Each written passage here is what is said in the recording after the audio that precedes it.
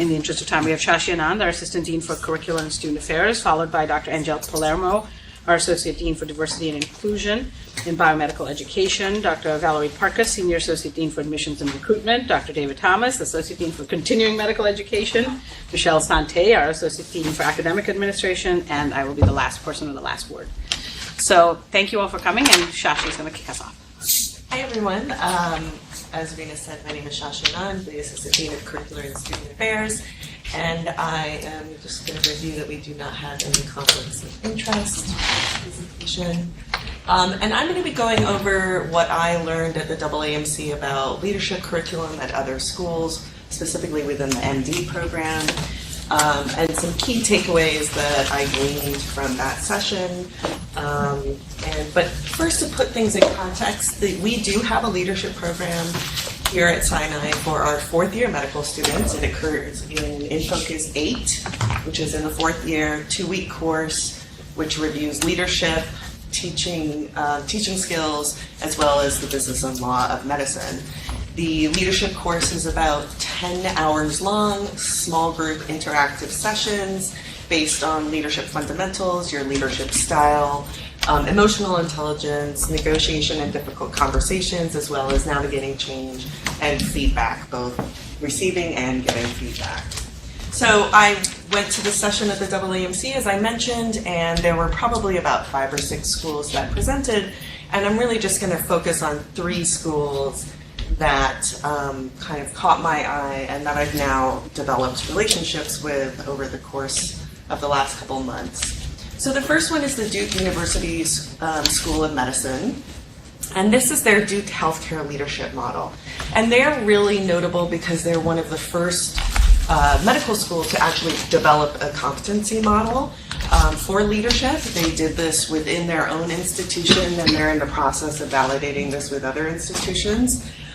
Their curriculum is threaded throughout the 4 years, and their 5 main competencies, as you can see here, are emotional intelligence, teamwork, selfless service, integrity, and critical thinking. As I mentioned, it's integrated through all 4 years, and in year 1 focuses on workshops and individualized goal setting. They continue the goal setting into second year with more workshops. Year 3, they're really developing mentoring skills. And in year 4, they have a real-world project and capstone presentation on their leadership journey. And I think they do a very good job of really presenting this curriculum as a whole so that it doesn't feel like a bit here and there throughout the 4 years. Model I'm going to show you is the university.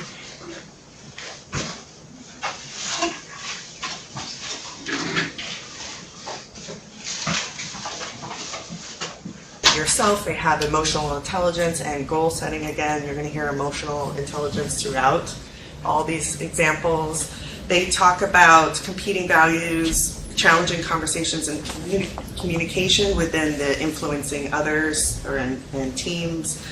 And then finally, they really do a system view, so solving problems, systems thinking, case studies, negotiations, and advocacy. Of interest, they use the Harvard School of Business Basecamp team building online module, which if you haven't seen is very cool. It's basically you climb Mount Everest as a team, and it's a great way to kind of negotiate and determine roles and responsibilities. It's very fun and interactive. They also have a tracking tool which maps to their ARIS app in 4th year, so it really emphasizes tracking your successes and your journey from year 1 all the way through year 4. They also have one-on-one leadership sessions, so they can actually get coaching with one person, and they use 360 assessments, which is a really interesting thing. And lastly, another interesting aspect of this program is that they use improv. Also, I just want to note that they also have a capstone at the end of year 4 too, really where they have to demonstrate their leadership journey and their impact in medical school. Finally, we have the Uniform Services University LEAD program, and this is the, obviously one of the missions of Uniform Services is really about developing your leadership. this is a critical part of their mission, and as a result of their curriculum, they base it around what they call the 4C conceptual framework, which focuses on competence, character, context, and communication. Scholarship and research are foundational to their LEAD program. Again, it is threaded throughout all 4 years. Some defining modules that they use are military decision-making, team performance under stress, as you can imagine there are some stressful situations that they're in, and the role of the military medical officer. Otherwise, the rest of their modules are very similar to what we offer in our 4th-year program. So my takeaways for this is to really find creative ways to embed this throughout the 4 years. There's stuff that we do, we just don't name it leadership or call it, we don't have it as part of a leadership module or model. So maybe that's one way to kind of package things for students so that they see that they're really developing these skills over the years. Incorporate ways in which to apply skills to real-time scenarios. I think one of the things in leadership literature is that the way you really learn leadership is to do it experientially and apply it. And lastly, considering implementing 360s, it's something that could be interesting. I think that would have to build upon starting from year 1 about the whole concept of receiving feedback from your peers, so that would need to be developed. The other takeaway is that we do a lot of the same things within our curricula. So emotional intelligence is a big part of it, decision making, what's your leadership style, all those things are very similar across. They just might look a little bit different and be delivered in a different way. And in all of these schools, they do it across 4 years. So definitely built some relationships with people at other schools, and it was definitely helpful for our leadership curriculum, which is occurring in March. Thank you. So I'm Angel Palermo. For those of you that don't know me, I'm Associate Dean for Diversity and Inclusion, and I straddle medical education, diversity affairs, and have a leadership role in our Center for Multicultural and Community Affairs, also known as CMCA, which marks 20 years this year, so go CMCA. This is my first time reporting back as part of the leadership team, and I really just want to focus on this intersection of diversity affairs and student affairs, actually, and specifically talk about a role that I've been appointed to in a committee called CASDA. So I was recently appointed to be the Northeast Regional Rep to the CASDA, which is the Committee on Student Diversity Affairs, and that committee is a working committee of the Group on Student Affairs. So I don't want to assume that people know how this AAMC gets its work done, but the way it does is that there are these groups. So there's Group on Business Affairs, Faculty Affairs, and so forth. The GSA is the largest portfolio of work of the AAMC, and underneath the GSA are several committees, and Valerie will speak to one on admissions.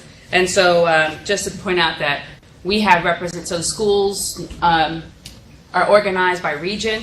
We are obviously in the Northeast region, and there's an opportunity, there was a vacancy to represent the Northeast region, and after Mount Sinai hosted the Northeast region meeting in April of 2017, we had an opportunity to put myself forward, I guess you could say. My name in the hat, and no competition, was appointed. So it was great, and so I've got 3 years, and we're already making moves. But what's great is that Val is also appointed to the Committee on Admissions, and we're bookending a lot of these conversations that are happening at the national level from a Sinai perspective. So, just a little influence there. So it's really exciting to be a part of that together. So I just want to say that the AAMC has invested in diversity and inclusion by actually having a leadership role. There is a Chief Diversity and Inclusion Officer for the AAMC.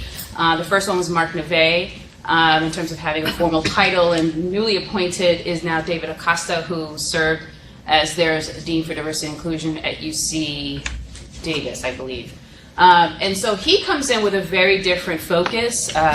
The AAMC, particularly with the Group on Diversity, Inclusion, and GSA, are beginning to start to overlap inside of addressing the roles of race and racism and bias in medical education. And he particularly straddles these worlds very confidently and eloquently in his style and approach to these issues. One of the things he's actually sort of raising as a consideration that as a practice of restorative justice. I'm not sure if anybody's ever heard of that, but in the criminal justice field, it is a tool that's used, an approach to justice that personalizes the crime by having the victims and the offenders mediate a restitution agreement to the satisfaction of each, as well as involving the community. So with that, so you're like, well, how does that work in medical education? So if you think about instances of mistreatment, particularly mistreatment between faculty and student, between students, between faculty, how do you really create a restorative experience so that trust is restored, there is an opportunity to reconcile and move through the mistreatment towards sort of really just having peace and trust in the space. And so he has been applying a restorative justice focus to mistreatment in medical education, both in faculty affairs and student affairs, and it's been quite interesting. So he's thinking about how do we map this across the medical education landscape and build the capacity of medical schools to actually be trained, facilitated. You have to be trained inside of this work. So that was really exciting to hear, and I appreciate his out-of-the-box thinking around that. There's also best practices for diversity officers. What you may not realize is that diversity officers, or people who are occupying these spaces in medical schools, are actually occupying more than just diversity affairs. They're the assistant dean for administration, for admissions, or student affairs and diversity affairs. So they straddle these multiple functional units in the medical school, and people, and so there's a large sort of focus now on what's the toolkit for straddling all of these functional areas, and how do you do them well? And should medical schools be allowed to get away with that, right? Having an associate dean of admissions also being the associate dean for diversity affairs, is that fair and just? So those are conversations that are happening. There is what's called the super joint meeting. So AAMC is notorious for having a lot of joint meetings among its groups, and this is called the super joint because there's literally a bunch of groups that have come together, and all those acronyms mean many different things, but what they're trying to do here is really connect the continuum of medical student all the way to residency, and all the groups and organizations within the AAMC that focus on that are coming together to have a conversation in April. And so I will be there, Valerie will be there in terms of our roles. We've also submitted proposals for posters and oral presentations. Specifically, just so you know that one title we submitted, the role of a diversity center in admissions and student affairs in recruitment, retention, resources, and research of URM students. So that leads to the sort of the key areas I think are on the horizon that I want to address and to just keep you informed of. And I'll skip around a little bit. You'll see here this holistic student affairs model. We have holistic admissions here, practices, and that is a legitimate field in medical education and admission practices, and that's recognized by the AAMC. They've invested a lot of work on defining what that means. But now there's beginning conversations and work to be done around, well, what does a holistic student affairs model look like? What is the way in which we should holistically make sure that our students are successful from an academic and a non-academic perspective, beginning at admissions all the way through graduation, and many will say through residency. So that is an exciting conversation to be a part of. It is gaining momentum, and I think between Valerie and I bookending our roles, we can keep it going and be, I think, a key contributor to this, what I think will be a larger discussion nationally. And I think, having the opportunity to think reflectively, I think CMCA is one of the premier models of diversity centers in the country in a medical school.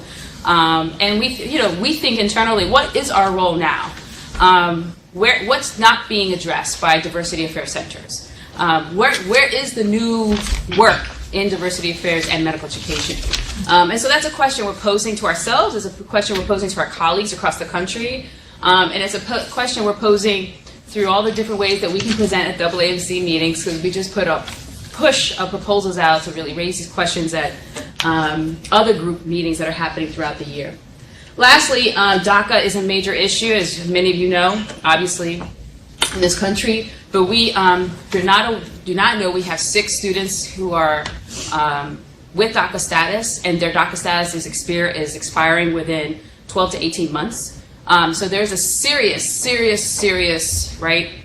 turning point for them that we as a medical school need to respond to and make sure that they are supported and are successful as becoming physicians. And so we have a lot of thinking around that.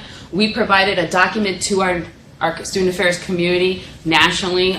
The students with DACA status came to us, so we have a lot of questions.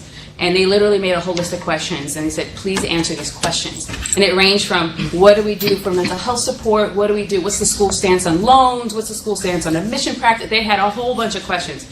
And they were really, really, really, it forced us to think through, what is our response? How do we remain proactive and make sure that our students feel supported?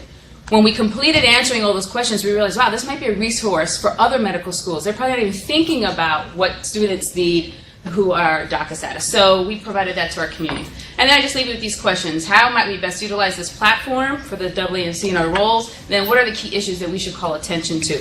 I may be leaving early because I have to teach at 1, so I hope you can answer those questions. Sorry to take much time. Thank you, Andrea. Hi, I'm Valerie. I am going to talk about actually one session that I went to that actually was about, it was led by the AAMC, and the person whose slides I'm actually going to show you is from the AAMC, and he spent a lot of time looking at a couple of questionnaires trying to figure out what discourages people from applying to medical school. Since I do admissions and with this team here, it's sort of an important issue for us. Interestingly, when he started his presentation, he sort of said that the results were not all that revealing. But I think anytime you look at the data, even if the data doesn't feel as if it's totally screaming out to you, I think there is a lot of good stuff to be gleaned, and I think there are a couple of take-home messages that are quite important. So he looked really extensively at a bunch of surveys, and these are the surveys that the students get from the AAMC, and I'm sure most folks in the room are aware of all of them. The post-MCAT questionnaire after the MCAT is the one I'm going to spend the most time on, but it's basically before you get your score, but post-MCAT. And then there's a bunch of other questionnaires that he also looked at, but the PMG is the one that I'm going to tell you the most about, and the one that he sort of went into the most detail about. So, I mean, as some of you know, about 100,000 people take the MCAT per year, and about 50,000 of them apply to medical school per year. So there is a huge discouragement factor, right? They've gone all the way up to taking the MCAT. They took all the coursework. So that's none of the people who got discouraged, and we need to talk a lot about that in our society and in education. People getting discouraged as they pick their courses, right? I've gotten about 15 texts from my daughter who's picking her courses today in college for her sophomore year, second semester. So that is stressful, what courses you're taking. And a lot of people end up coming out of the pipeline, like the word leaky pipeline, when they're picking their courses. But these are kids who have taken, or young adults who have taken these courses already. They have sat for the MCAT, and then they're getting discouraged. 50% of them, right, do not end up applying. So this questionnaire is 2 days after the MCAT, up to 3 weeks after. That's when they can fill it out. They have not gotten their scores. He looked at about 103,000 people who filled out the survey from 2013 to 2015, and the percent of people who had taken it and filled it out was about 40%, 35 to 40% per year. Okay, so this is a question on this questionnaire. Which of the following items would discourage you from applying to medical school? And you're allowed to pick as many as you want. Grades, MCAT, other academics, 71% said yes. Cost of medical school, 63% said yes. Cost of applying, 47. Amount of current debt, 29. Family obligations, 22. 32% of them cited one item, and 68% cited multiple items. So you're seeing some themes, academics and finances, essentially. And if there's anything that you're going to remember from his data and from what I say today, is that everything seems to be 25%, 50%, 25%. 25% of people are discouraged by academics alone, 50% are discouraged by both academics and finances, and 25% by finances alone. But then I can't give you my talk, so that's just sort of the take-home message. But this is it, actually. So of those citing only one example, academics alone, the N was very high, 17,000. And then a bunch of ones that are about finances. People said, interestingly, amount of current debt was more discouraging than the cost of med school, so for some. But basically, the data is fairly remarkable for both academics and finances as the discouraging feature between going from that 100,000 people taking it to that 50,000 applying to medical school.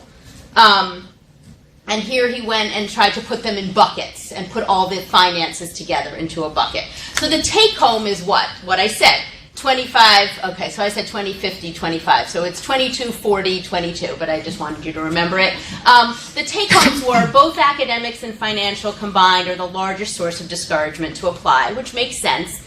And in my mind, applying to medical school, if academics are worrying you, that feels as if the thing in a way that makes the most sense for worrying you. If finances are worrying you, that's something we got to do in the society. And the fact is that finances contribute to academic worries. So finances are coming up and coming up and coming up. And we know that, but as educators, I think it's our obligation to try to relieve that stress on these kids who want to apply to medical school, who are pre-med, or get into medical school and are now struggling with debt, right? I just think this is sort of like a strangle. And the fact that it keeps coming up over and over again is something I think, even though he felt the data wasn't all that revealing, I think it is extraordinarily revealing.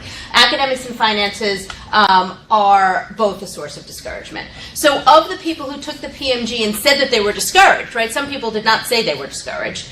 Of the people who said they were discouraged, 40% did not apply. 60%, despite discouragement, still applied. So here's the numbers that I was saying of the people who were discouraged. 46% said both of the whole sample. If they applied to medical school, so they were discouraged, but yet they still applied. Again, the numbers are still the same, 26, 45, 29. So 45 for both, 26 for academics, but not finances, and 29 for finances, but not academics. And for the people who did not apply, not that different. So even for the people who were discouraged, if they applied or didn't apply, the numbers still fall out, where both are contributing the most, and approximately half, 50%. Some takeaways. For applicants, so people who actually applied, finances were slightly more than academics in discouraging. So if they felt their academics were okay, they were still discouraged by finances. And for non-applicants, it was academics over finances, but finances were still fairly high. Does that all make sense? Okay. So now we tried to break it down a little bit, or he did, and I say we only because it was a AAMC presentation, and from my role that Angel spoke about on the Committee on Admissions that Dr. Butts was kind enough to put my name in the ring for, so I thank him very much for that. I was able to meet with him before this presentation with a whole bunch of people from the Committee on Admissions. So we sort of were trying to think about what factors would we want to know about these folks who are not applying. So he called did not apply DNA, cute, little smile. So people who did not apply and are in community college, not a very high number, but the numbers again, finances both, or academics, finances and academics, or academics alone. We looked at that. We looked at people in postbacks, because as you know, postbacks are non-degree bearing. You can't take loans. There is a barrier, right? People put probably all their money together to end up taking them, and these are folks in postbacks who did not apply. Again, similar numbers that kind of go all the way down this grid.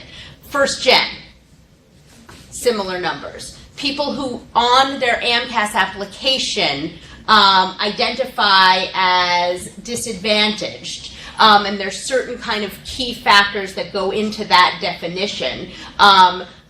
If your parents have less than a college degree, that's one area that we learn about on the AMCAS application. So we looked at that group. If your parents have a college degree or above, but are in what they call a certain industry of service or clerical or unskilled labor occupations. So they're just trying to give you enough information on the AMCAS so those people who are reading the applications, like our admissions committee, can try to figure out that finance and that education, that perhaps they're first gen, that perhaps they haven't had as much of an infrastructure and support and advising, so that we can take that into account when we're looking at an application. So these are data points that admissions committees look at to begin to understand the person holistically, right? Holistic review, which is what Angel talked about. So these are some data points that we have from their AMCAS, and then we have from their post-MCAT survey. None of them really were I think he thought that the results were not that revealing, but I think across all elements, the data was the same, and finances and academics work to discourage students. Having pre-medical debt, again, similar numbers. Questions on this? Did my time go yet? Yes. Oh, it did? I didn't hear it. I apologize, but I started late. Race and ethnicity. There's Dr. Parker. Race and ethnicity across, again, data from PMG. And if you look across, the farthest side from me is the kids who did not apply to medical school. And was it academic, not financial, both, or financial and not academic? And the numbers are similar all the way down. So the end result is that it seems clear that these people are being discouraged. It seems that we have to try to make it better, and it seems that finances are coming up and up because not only are they impacting them in their discouraged, they're discouraged, but also they're probably impacting their academics. Thank you. Thanks, Glenn. So I'm going to take this on a little bit different path and not think about the present, but think a little bit about the future. It's something that I have been thinking about. And AAMC has begun to have some programs around over the past couple of years. And so I want us to think a little bit about that. So I'm hoping that you see the trends that are affecting med ed, and then to think about the qualifications of a medical educator. I'm going to ask you to think a little bit differently and think a little bit about what, if you're going to be hired as a medical educator in 2025 and beyond, what you will need to have on your CV to do that. And in full disclosure, I'm going to have you do in 30 seconds pair and talk to people and see if you can get one thing you think that we're going to need going forward that's different than now. So what's the future of medicine, med ed, and medicine? So I think a little bit is reminding ourselves that on-demand learning is going to be extremely critical for trainees going forward. This woman is preparing to do a lap chole while sitting on the bus going into med school, right? She's thinking about what is going to be required to do an intubation of a pediatric patient in the ED. She's learning that much by herself prior to. And then, in addition, the clinical arena is going to be totally different. The clinical arena is going to be based on sitting and having discussions about with patients about data that you already have. Contact lenses are going to collect blood glucose, right? Your home environment is going to send what dust is in your place if your kid has asthma, right? That data is coming to you. Not, I'm going to get the data and I'll call you or maybe not call you. This is the reality of what's happening. That's beginning to happen now.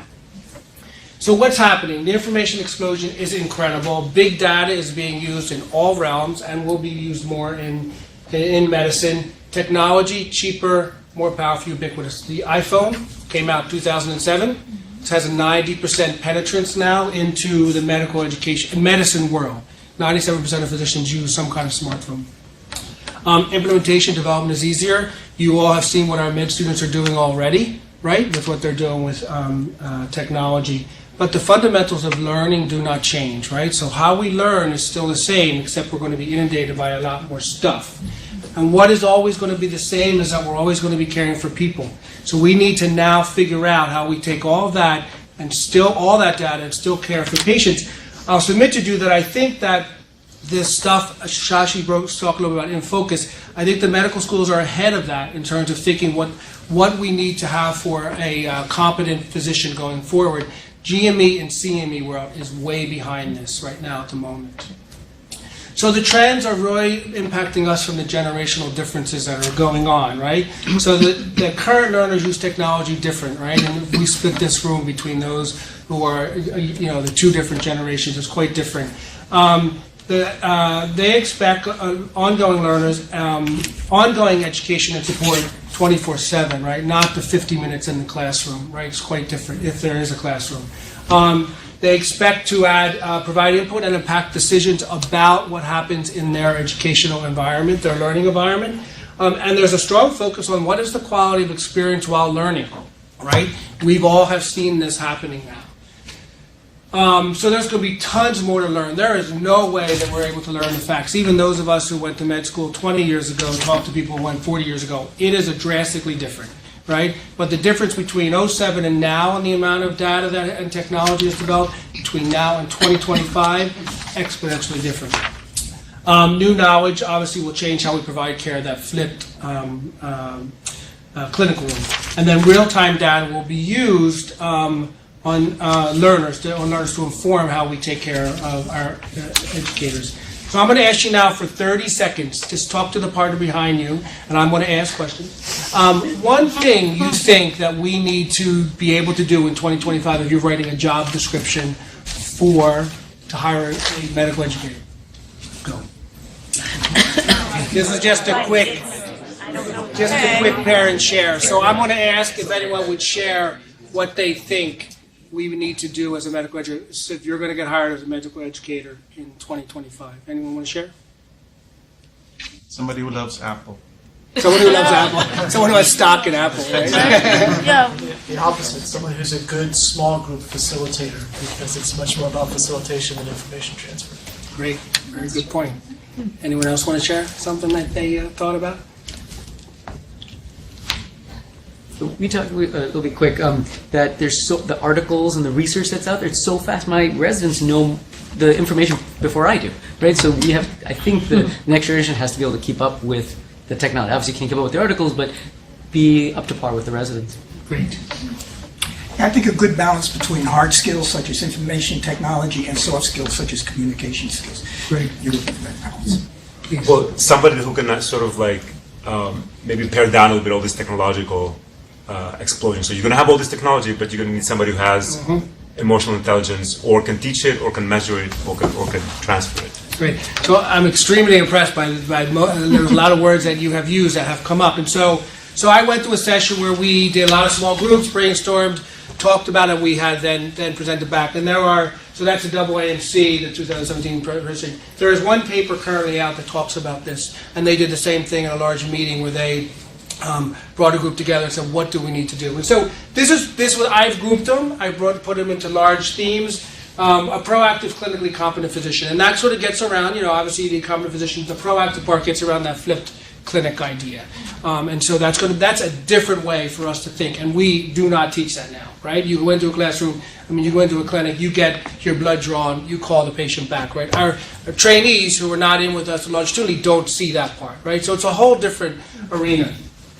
The interprofessional teams obviously become huge, and these are some of the things that people spoke about in and across teams: the role modeling concept, mentorship skills, leadership skills, humanistic skills. This is what I mentioned when Shashi, in our in-focus programs that are we doing here. I think we're really ahead of the game on a lot of that. But this stuff is not focused on in terms of thinking about in other graduate programs for sure. The master communicator, facilitating small groups. I think that we do that now, but do you really think on a job description, when you're hiring someone in med, how much do you think about that in real detail? Where that's going to become a critical factor, because there's probably not going to be any large lecture halls, right? Digitally data and technologically fluent. So you are going to be able to have to be able to take data, have data analytical skills, be able to take your own data and interpret what that means. The use of registries, right? Your own patient registries to see, who doesn't have a hemoglobin A1C in your diabetic patients, and dashboards to identify your own personal gaps because of the amount of knowledge that's going to need to be out there. Adaptable and innovative driven teams. I thought this was a very exciting component. The concept of change management and the skills that are necessary to do that going forward. Not something that we focus on. And I think that some of us in this room are seeing the challenges of having to learn that as a more mature physician. System science, we teach basic science and clinical science in medical school and graduate programs. We do not teach system science. System science right now is taught by emails that come across about our new health system taking another hospital, right? So we don't learn system science. So we're really, really on the cutting edge. Managing caregivers and artificial intelligence, right? How is artificial intelligence going to be coming into the home to help take care of the patient, right? It's definitely going to be there. And I think that understanding how that's going to interact and being able to have that dialogue is going to be challenging.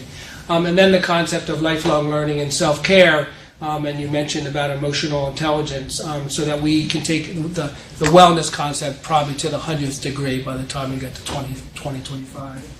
And so the new medical educator's identity is really not going to be based on superior knowledge. It's not going to be that sort of person who sort of walks around the halls thinking, I know everything about this topic, right? It's going to be a lot more around modeling ongoing learning, because we ourselves, as the educators, are not going to know everything. And the approach to learning is going to be much more holistic and take into account a lot more than just reading the book and regurgitating. And obviously the safe and supportive learning environment, which I think that is something we all continue to try and think about. So that's the end. I did have a great picture. You took my picture out of my robot. I had a picture with a robot with an iPad. So we're not going to be robots. Said thank you and please submit your evaluation. So I just bumped it. But I like my robot. I took I it know. out to find that online. I use my analytical skills. So with that, hopefully you guys have something to think about. I'll turn it over to Michelle.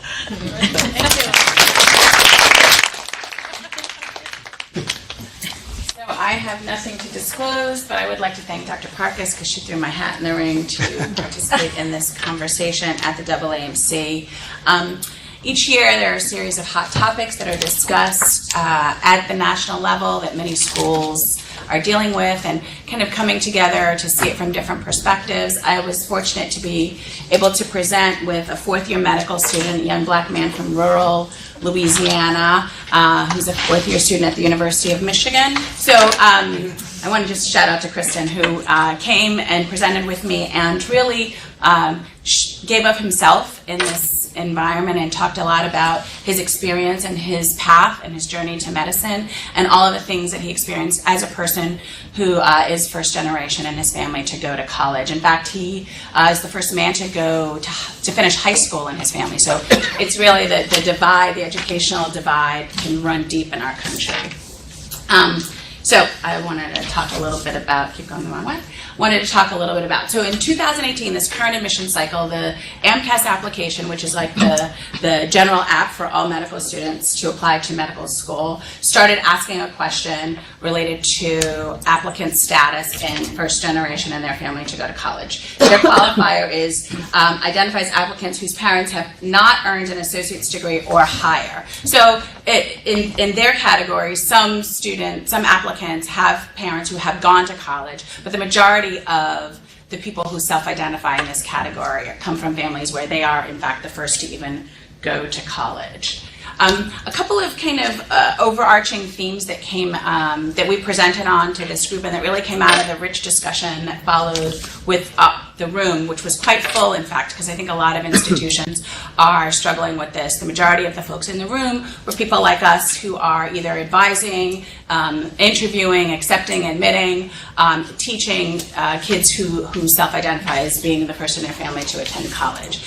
And what we kind of distilled down some of the areas of void in social capital. And what I mean by that is areas that these students who are coming from families where their parents have not gone to college and some of them have not even graduated high school in rural communities are coming, and in urban communities frankly, are coming with not just not having the college life experience, but there's a whole array of social experiences that they come in with a huge disadvantage to their peers who have come from families that have a higher education as not only a norm in their family, but as an expectation in their family. So vocabulary, interaction with adults with tertiary education, testing etiquette and preparation. How do you choose a college or university? So already, just in graduating high school, you're already at a disadvantage from your peers who've experienced these things kind of as a matter-of-fact norm in their everyday life. Then you get to college, right? So you've already come with this deficit, and then you get to college, which can be overwhelming, and for many college students, they're coming from very close-knit families, small environments where they're not even used to the geography of college, right? Having a campus that is sometimes the size of their towns or communities. The college experience, studying trips, like really going abroad, having to have a passport, having to be able to travel. Some of these kids are coming into this space never having gotten on a plane until it was time for them to go to college, and even for some of them, not even being able to do that. And I also want to caution us. You know, when I speak about this, I say never having this. This does not negate these students from having a very rich lived experience, coming from families that are productive and meaningful contributors to society, and having a wonderful life. I think sometimes it's hard for many people to kind of wrap their minds around that whole concept, but that concept is in fact true, and they come into this space having maybe a void in social capital, but quite an abundance of other capital that many of us don't come readily with. Maneuvering academic obstacles, understanding, how to reach out for help academically. Oftentimes, students who are the first in their families to go to college are really the intellectual capital in their family, in their nuclear family. They are the folks that their family members go to help navigate intellectual and academic environments when in fact they're trying in this space to navigate for themselves. Leveraging anxiety and connections, those are things that many of us take for granted. Right? Then you go, what we know and what we as admissions professionals know is that we expect our applicants to have research experience, we expect them to have clinical experience, we expect them to shadow, we expect them to have all of these things that we consider as foundational to being a high-ranking medical school applicant. And the reality is that many of the students come to this point not having the social capital to be able to navigate those spaces to gain the experiences that are required for their admission to medical school. And then once you get to medical school, networking etiquette. What does that mean? Legacy applicants. How does it feel when there are 3 generations of Santés at your institution? How does it feel when you're doing that? How does it feel when all of the students are going on a ski trip, President or Martin Luther King weekend, and that's not kind of an experience? And that is how relationships get formed. That's how study engagement happens, and those kinds of things. Also, misunderstanding of the curricular demand. Nobody sets you up for success in this space. This is not a space that you're going to be able to be successful just regurgitating facts and factoids and being able to memorize information and data. We intentionally eliminate that from the curriculum here at Sinai. Keep going the wrong way.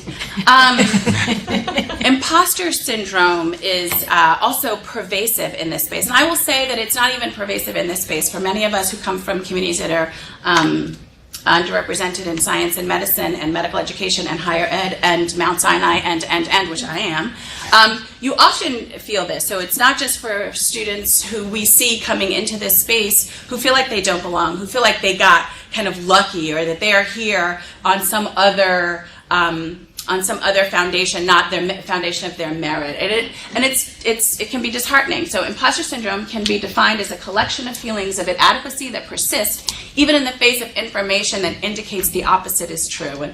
And that can be a little complicated. So I'm going to drill down on that just a little bit because I think it's a really important point. The information that indicates the opposite should be true, right? What do we mean by that? Dr. Karani, what do we mean by that?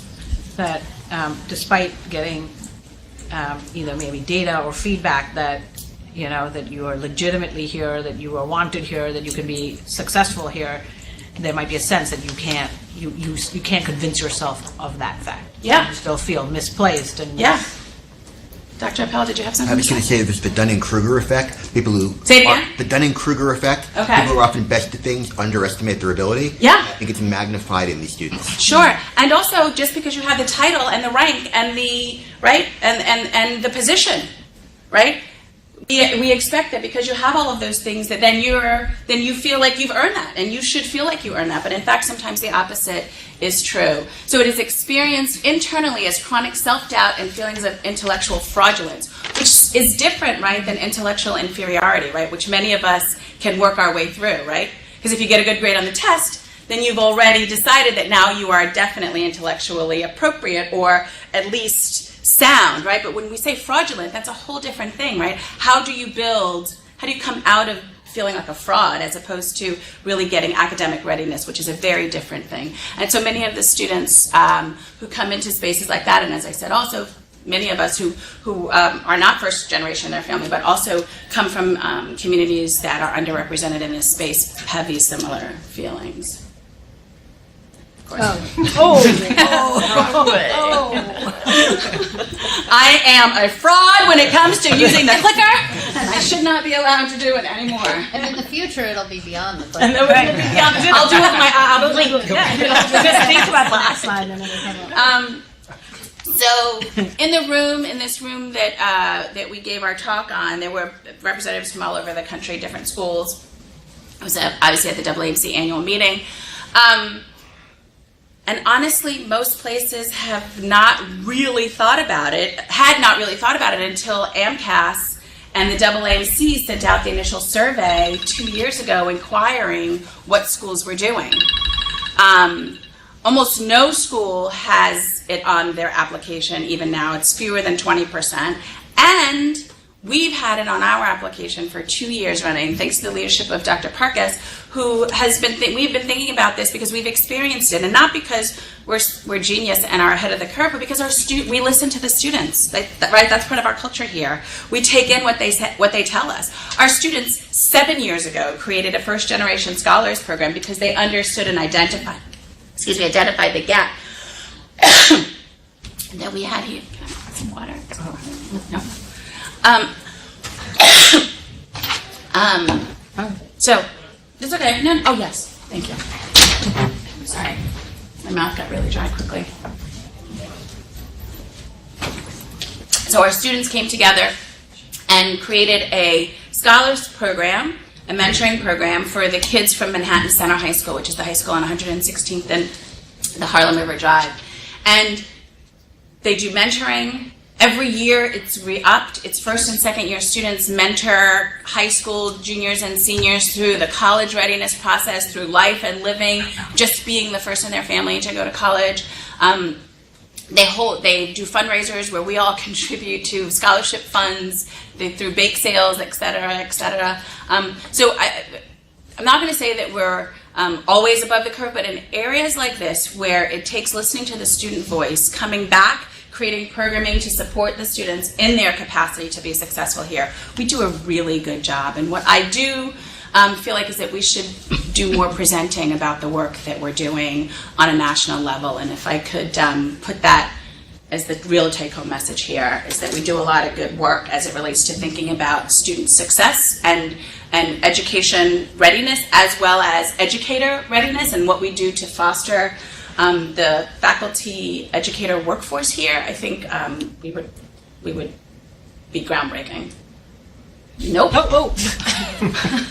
So my last slide has to do with what we think is what we know to be the ideal environment, right? How do we best support students who are coming from this background? Regular check-ins and assessing, right? Not just, you're required to see your advisor once a term, you're required to see your wellness advisor by the end of the spring semester, but really check in with students who we know self-identify coming from these backgrounds. And not in a paternalistic way, right? Not, I know that you're first gen and I want to check in to make sure you're okay, but really in a holistic way, right? What's up with you? What's happening in your space? Dual mentor pairing, right? And this is something that came up in the discussion that we had with the students who were involved in this talk, and really talking about, mentorship for students who are coming from these backgrounds is not only about someone who is doing something that you really want to do, but mentoring around how to navigate this space. So it could be a peer mentor. It could be a near peer mentor, right? It could be somebody who is coming behind you in the academic progress tier that can help you navigate because they've done it or whatever. Community building activities, identifying. This year, one of our students who self-identifies as having DACA status, he obviously could not travel home. He's from another state in this country, far away, and he could not travel home. So he was going to be here for Thanksgiving, and he reached out to us because we have created a platform for him to be able to reach out to us to say, hey, I'd like to host a Thanksgiving dinner, but I don't know who's here and who's what, and can we do something? And all of us, in a flurry of text that gives me chills to think about the colleagues and how we kind of came together to manage this, it was really quite beautiful and powerful. And that is one of the things that we're talking about. And really talking about social cues. I'm from North Carolina, and even New York City people have their own kind of cultural norm, right? I mean, I'm kind of engaged in it a little bit more. I've been here for 30 years, but it does feel different. It does feel different. And so really helping students navigate the social norms of not just being in medical school, but also living life in the environment that you're in, the professional environment, the professional life. Thanks.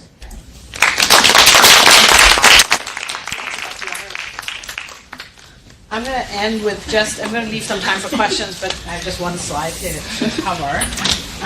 Talk about sort of where we're going from the association's perspective and its collaboration with medical schools in terms of racism and bias. So one, as you heard, there's all these different arms of the AAMC. There's tons and tons of committees. And one of the big programming committees is the Research and Medical Education Committee, the RIME Committee, which runs about 50 to 55% of the programming at the annual meeting, which tends to relate to medical education research, right, in every domain possible.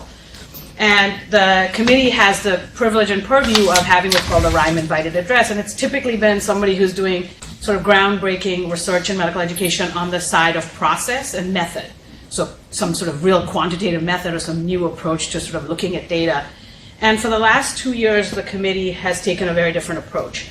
And a lot of it was really hearing from its student stakeholders, hearing from the national groups of educators that the work in racism and bias in health professions education, and that's broad, right? That's not just medical school, but across the breadth of health professions education, has become a huge imperative. And it's become a huge imperative because it seems like, and from all the data from years and years of presentation at the AAMC, there's been very little going on in that space. And students are bringing that up, everybody's bringing that up, and they really heard from the membership that this is big. So last year's RIME plenary in 2016 invited Dr. Kamara Jones, who at that point had been president of the American Public Health Association, to speak. And she has been here at Sinai. We were fortunate to have her speak here.